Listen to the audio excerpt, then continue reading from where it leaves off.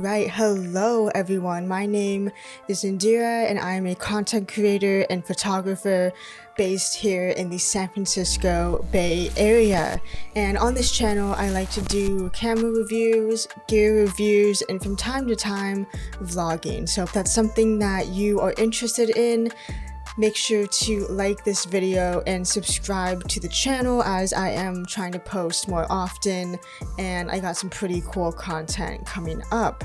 Now, in this video, I want to talk to you about some of the reasons as to why I bought this camera right here, the Sony a7 III, and why I would buy a camera that came out in 2018. Why would I buy that in 2021 when there's of course better spec cameras out there? Well, I think that the a7 III has still a ton of value and that the features are still pretty up to date, and that if you want to get into the full frame for video and photography, that you should consider getting the Sony a7 III. So not only is the a7 III a beautiful looking camera, but it also has all of the features that you basically need in a full frame camera in 2021. Now, the one thing that it doesn't have is a proper flippy screen, as it only has the screen that will flip outward like this, but you can't flip it to the side, which is a little bit outdated. But honestly, the specs on this thing are not outdated at all. And right now, I'm on the B&H website looking at the specs, and looking straight at the specs only, it has a 24 megapixel sensor, which is plenty enough for photos, unless you want to print something like really large, but most of us won't be doing that. A lot of the time the photos taken on this camera will be going on Instagram or some picture sharing site. It also has 5-axis in-body stabilization, and that's pretty common in cameras nowadays, so it's nice that it has that. It has dual card slots, as most of you probably already know this. If you got 2 SD cards, hopefully class 3, then you are in good shape, because this thing can also do 10 frames per second. Honestly, for photography, even if you're doing event photography, I still think that 10 frames per second is still very relevant and is plenty enough in most cases, unless you are a sports photographer or something very, very niche. 10 frames per second is still plenty enough to get the shot. Along with 10 frames per second in burst shooting mode, it can do up to 4K 30, and it has S-Log3 and HLG, which is really nice. So if you do want to color grade, if you want to do video, have kind of a hybrid shooter for photography and video, you can do that. It has S-Log3, and so you can get back a ton of the dynamic range. And another bonus of this camera is that it takes the Sony NPFZ100 batteries. It takes the same batteries as my Sony FX3, and that is really nice because I can just rack up a ton of batteries, and I know that my photo camera, which I want this camera to be, and my main video camera, the FX3, they take the same batteries, so the same chargers and all that, and so it's good to keep those in the same ecosystem, if you will. The other nice thing about this camera is that it's very robust, and it's been tried and true for many people in the past years that it has been out, and so you know that you're getting good quality if you were to pick this up brand new. And honestly, if you look online and you want to go and get this used, you can get it for around like a little bit over $1,000, and that's pretty good for a full frame camera. So personally, I wouldn't get it used because I just like to get gear that is new.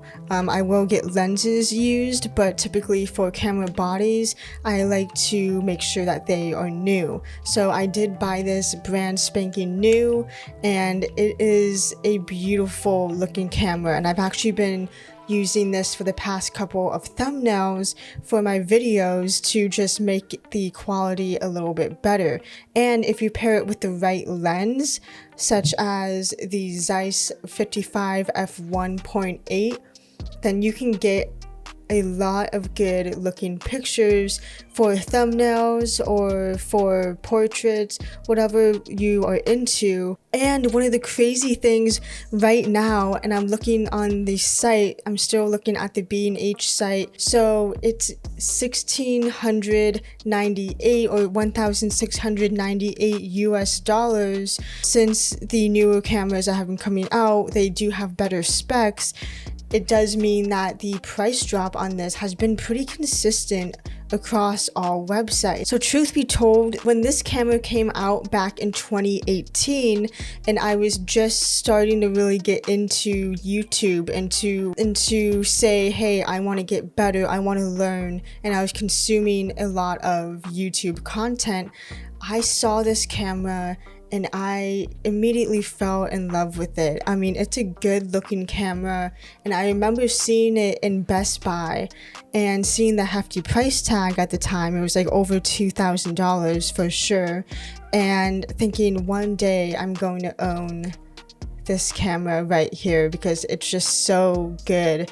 And to have that orange ring, that means full frame, I was like, oh, that's like a dream come true. Like, I know that I've made it if I have that. And now I do, and it's a super good feeling, and it's just a really nice camera that can do both. And that, especially if you are behind the camera most of the time, then getting this for under $2,000 for a full frame camera, I mean, that's pretty darn nice, and it's a great hybrid camera. I hope you guys enjoyed this quick little video of why I decided to pick up the Sony a7 III in 2021.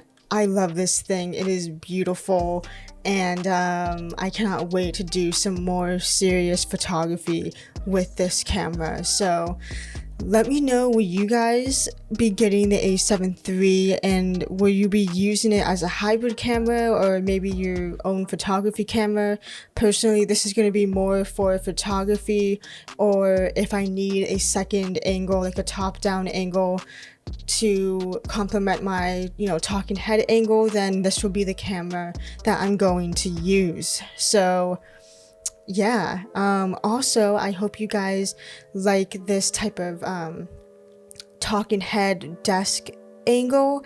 I'm using the Rode Pod mic with the Sony XLR handle input, and directly, this is direct audio from the pod mic to the Sony FX3, and I think it sounds pretty darn good. And it's nice because it doesn't take too much space on my desk, and I also don't need to have a computer as a power source. It just goes directly, the Sony FX3 does its magic and all that, and just direct audio, so that's pretty darn cool.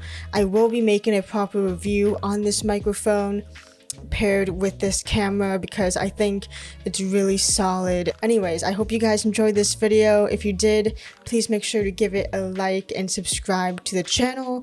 I hope you have an amazing day, and I will see you guys in the next video. Peace.